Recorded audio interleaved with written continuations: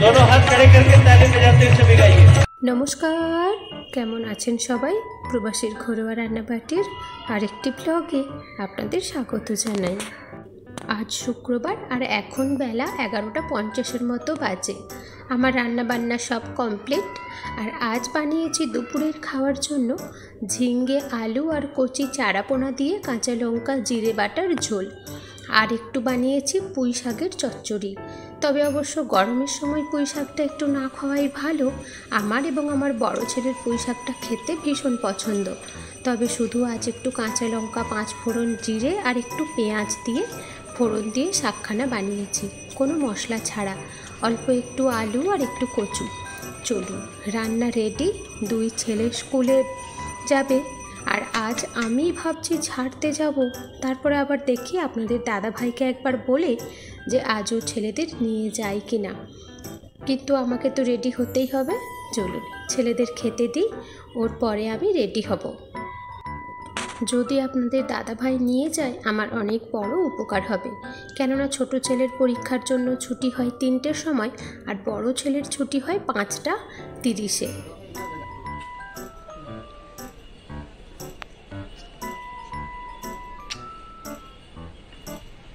By bye bye Tamjit, bye. আমার কথা শোন, ভালোভাবে আগে সব কোশ্চেনগুলো পড়বে, যে একদম ওই যে তাড়াতাড়ি করে আমাকে মানে সেই করে ফাস্ট করে কম্পিটিশান করে ফাস্ট হয়ে যেতে হবে এরম নয়। ভালো করে পড়ে তবে লিখবি। হ্যাঁ, বাই, বেস্ট অফ লাক। না, শেষমেশ জানেন আমিও রেডি হয়েছিলাম, স্নান সেরে নিয়েছি আর ওদের সঙ্গেই আমিও খেতে বসে পড়েছিলাম। আপনাদের দাদাভাই ভাত খেতে খেতে বললেন আমায় যে তোমায় তাড়াতাড়ি করে খেতে হবে না, আমি ওদের নিয়ে চলে যাচ্ছি। আসলে ব্যাপারটা কি বলুন তো, ওই যে বললাম ছোট ছেলের 3টের সময় ছুটি হয়, বড় ছেলের 5:30-এ। ছোট ছেলেকে নিয়ে এসে বাড়িতে খাইয়ে রেখে দিয়ে আবার বড় ছেলেকে নিতে যেতে আমার অনেকটা বেশি চাপ পড়ে যায়। যাক, পাপার সঙ্গে ওরা চলে গেল। চলুন, অনেক দিন হলো বারান্দার গাছগুলির ওপর একটুকু নজর দেওয়া হয়নি গো। আজ একটু গাছগুলি শান্তি করে দাঁড়িয়ে দেখি। আমি নিজের হাতের লাগানো যে কোনো গাছ অনেক সময় থেকে দাঁড়িয়ে দেখতে ভীষণ পছন্দ করি। এইখানে দেখুন বেল ফুলের গাছটিতে কত সুন্দর কুঁড়ি এসেছে। এটি অবশ্য বিদিতদের গাছ। তবে এখনও পর্যন্ত টবগুলি সাইজ করে আমার সাজানো গুছানো হয়ে ওঠেনি গো। ভাবছি রবিবার এই কাজগুলো সেরে নিতেই হবে। ভেবেছিলাম গাছগুলিতে একেবারে সার দিয়ে সাইজ করে বসিয়ে দেব, আসছে বর্ষার সময় খুব ভালো ফুল দেবে। কিন্তু না, গাছটাতে যেহেতু এখন এত কুঁড়ি ধরে আছে, এখন এই গাছটিতে সার দিলে চলবে না। ফুলগুলো ফুটে গেলে তারপরেই ভাবছি গাছটিতে সার দেব। আর এইখানে দেখুন সেই কাগজ ফুলের গাছখানা। এই কাগজ ফুলের গাছটি সাদা আর ওর ওই পাশেরটি গোলাপি। এই গাছ দুটি একসঙ্গে সেই ডিসেম্বরে কিনেছিলাম, ডিসেম্বরের একেবারে শেষ দিন 2024। সাদা গাছটিতে খুব একটা ফুল আসে না, কিন্তু এই গোলাপি গাছটিতে মোটামুটি ওই 4 মতো হলো ফুল আসলো এবং গেল। এইবারে আবার গাছের ফুলগুলি যখন ঝরে গিয়েছিল, আমি ওই যে বাবার দেশ থেকে পাঠানো সারগুলি গাছের মধ্যে একটু দিয়ে দিয়েছিলাম। এইবারে আবার দেখুন প্রত্যেকটা ডগে একেবারে ভরে ভরে কুঁড়ি এসেছে।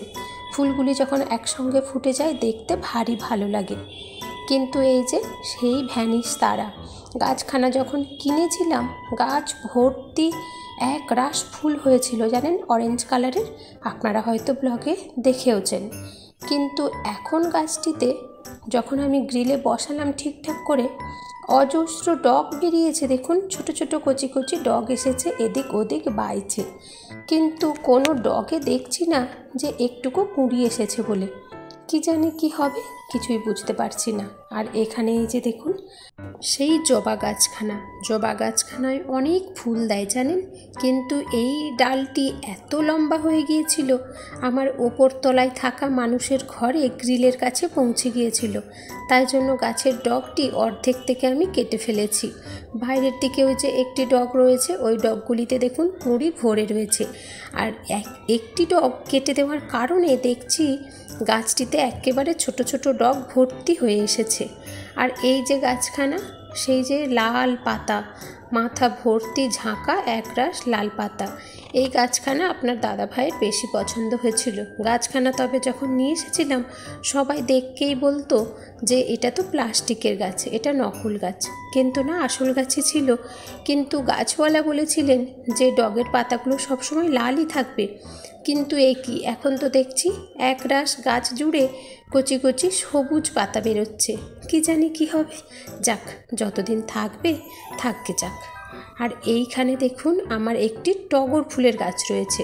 এই টগরখানা 5টা পাপড়িওয়ালা এমনি দেশি ছোট টগর। এই টগর ফুলের গাছখানা আমি বর্ষার সময় ডাল ভেঙে নিয়ে এসে লাগিয়েছিলাম। এখন দেখছি গাছখানাতে সেই বর্ষা থেকে কোনো দিন ফুলের ছাড় যায় না জানেন, রোজের 2-4টে করে ফুল ঠিক হতে থাকে। আর সব সময় মাথায় ভর্তি ঝাঁকা একরাশ কুঁড়ি। ওই গাছটিতেও একটু সার দিয়েছি, ডগগুলি বেশ ভারী খুলেছে। আর আমার শখের আনারস গাছ, আনারস বোধ হয় আমার আর গাছের খাওয়া হবে না। এই 2 বছর হয়ে গেল গাছখানা লাগিয়েছি, আর আমার বড় ছেলের আনারস গাছখানা ভারী শত্রু। ও শুদ্ধ থেকে থেকেই পাতাগুলো কেটে দেয়। আমি ভাবছি আর কয়েকদিন দেখে, মানে ওই 1-1.5 মাসের মতো দেখবো, ওর পরে আনারস গাছখানা উপড়ে ফেলবো। সেই শুধু 2 বছরের মতো হলো, কোনো ফলই আসছে না। তাছাড়া অনেকেই আমায় বলছেন যে আনারস গাছ নাকি ঘরের মধ্যে রাখতে নেই গো, তাই ভাবছি আনারস গাছখানা আর রাখবো না। এই দেখুন সেই জোয়ার ভাটা ফুলের গাছগুলির কি অবস্থা। বেশ কিছুদিন আগেও এত ফুল হতো ভরে ভরে, গাছগুলি তখন বেশ সাইজের ছিল জানেন।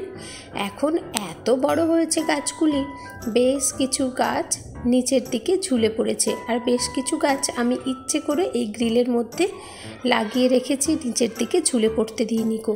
ভাবছি বাইরের থেকে যখন দেখবো গাছগুলো নিচে এবং ওপরে করে বেশ সুন্দর লাগবে। তবে গাছগুলি বেশ বেশি বড় হয়ে গেছে, ভাবছি বর্ষার সময় গাছগুলি কেটে আবার ছোট করে দেবো। আর ওই জোয়ার ভাটা গাছের গোড়ায় দেখুন বেশ কিছু গিমে শাক বেরিয়েছে। এগুলি ওই কেনার থেকেই হয়েছে জানেন, এগুলি আমি বসাইনি গো। গিমে শাকগুলি আর কয়েকটা হলে না হয় একদিন তুলে কিছু কাজে লাগতো। যাক, ওই দানাগুলো পড়ে আবার যদি কিছু গাছ বেরোয়, তাই জন্য আর তুলব না। আর এখানে দেখুন সেই লকডাউনের সময় মনে আছে, সবাই খুব পড়ে তখন সব নেট দুনিয়ায় ছেয়ে গেছিলো যে এই অক্সিজেনদায়ক গাছগুলি ঘরের মধ্যে রাখা খুব ভালো। তো যাই হোক, সেই তখনই আমি একটি মাত্র গাছ লাগিয়েছিলাম। এই যে এটি হচ্ছে সেই পুরানো গাছটি। এখন সেই গাছটির থেকে ওই 3টের মতো গাছ হয়েছিল। আমি 3টে টবে 3টে গাছ লাগিয়েছি, তার মধ্যে দেখুন একটা গাছের থেকে আবার 3টে করে গাছ বেরিয়েছে। এইবারে ভাবছি টবগুলি ভরে উঠতে দেব, গাছগুলো আর ছাড়িয়ে নেব না। চলুন, সময় হয়েছে ছোট ছেলেকে নিতে যাওয়ার। এখন ওই 2:30 মতো বাজে। এখন যদি বেরোই তবে স্কুলে 3টের সময় পৌঁছাতে পারবো। আজ এত রোদ্দুরের তেজ যে কি বলবো, প্রচণ্ড রোদ্দুর আর সেই রকম তীব্র গরম। সারা বছর যে স্কুলে দিতে যাই আসি, সবচাইতে বেশি কষ্ট হয় এই এপ্রিল মাসখানাতে।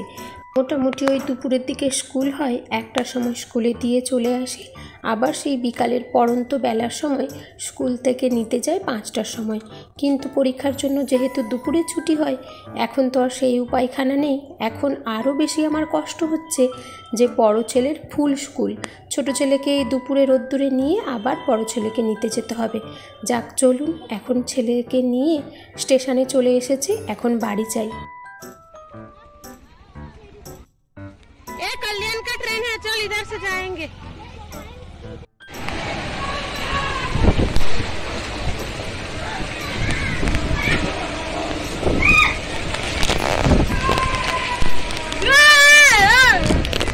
বাবা জীবনে এরকম ঝড় দেখিনি। ওরে বন্ধ কর।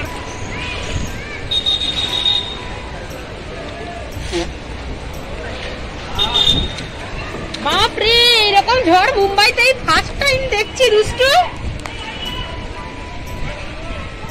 ও কি ঝড় উঠেছে রে, ওরে বাবা।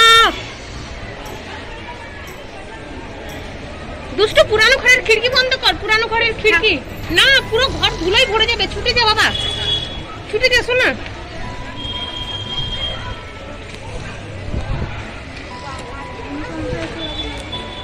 না না, ঝড় হচ্ছে।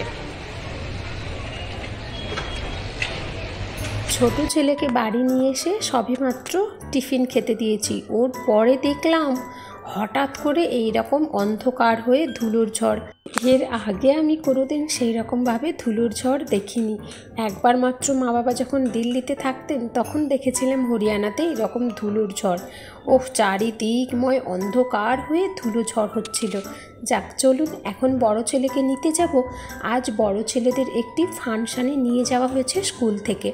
ছোট ছেলে যেই না শুনেছে আর আমায় ছাড়ে, সঙ্গে ও বেরিয়েছে ওর দাদাকে নিতে যাবে। আর হ্যাঁ, যেই ফাংশানে নিয়ে যাওয়ার কথা ছিল সেটি হচ্ছে পবিত্র কলস যাত্রা। এটি হচ্ছে ডমরুগলিতে এই ভাগশালা ময়দানে প্রতি বছর এই অনুষ্ঠানটি হয়ে থাকে। আর এই রকম সময়ই হয় যে রামনবমীর সময় এই অনুষ্ঠানটি চালুই থাকে। মোটামুটি 2-3 বছর থেকে আমি প্রতি বছরই এখানে আসছি।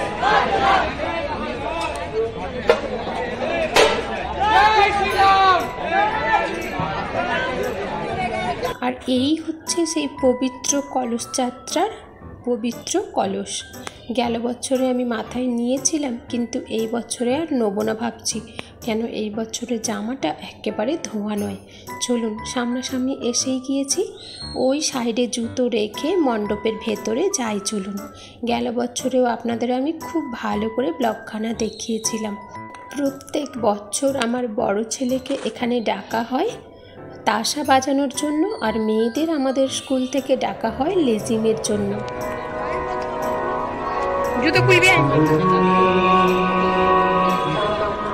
বাও, গণপতি বাপ্পা।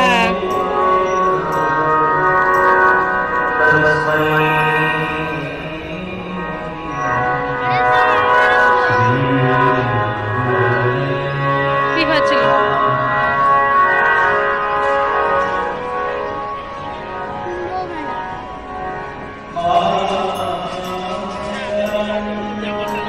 গণপতি বাপ্পার সঙ্গে চুয়া দুটো থাক বাবু।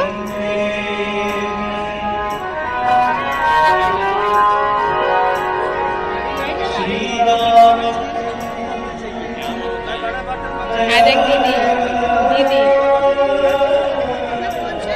हम लोग स्टेशन से घर पे जाने वाले थे, फिर वैशाली टीचर ने कॉल किया था कि इधर है, अभी टाइम लगेगा, फिर शाम भी हो जाएगा ना, तो अकेला नहीं छोड़ती नहीं, इसलिए मैं आ गई।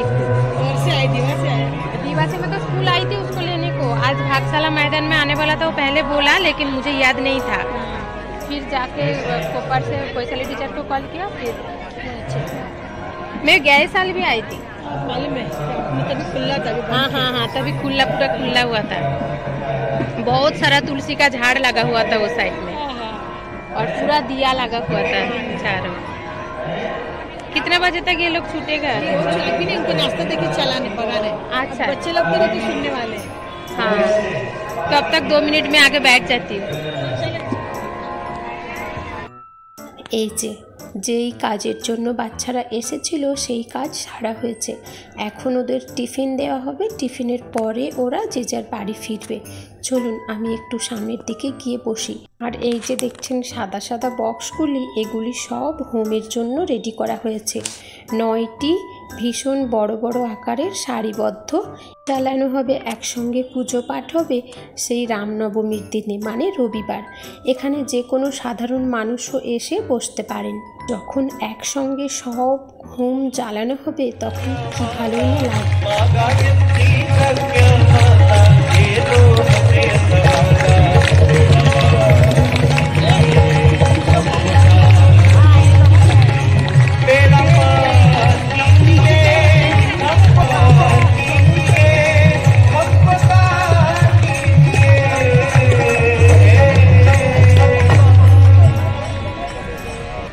बड़ा ही पावन प्रसंग मंगल कलश यात्रा शोभा यात्रा का 108 कुंडीय गायत्री महायज्ञ का ये दिव्य शुभारंभ का अवसर। पुनः सभी लोग कमर सीधी कर लें, दोनों हाथ गोदी में रख लें और एक बार पुनः गायत्री महामंत्र बोलने की कृपा करें। ओम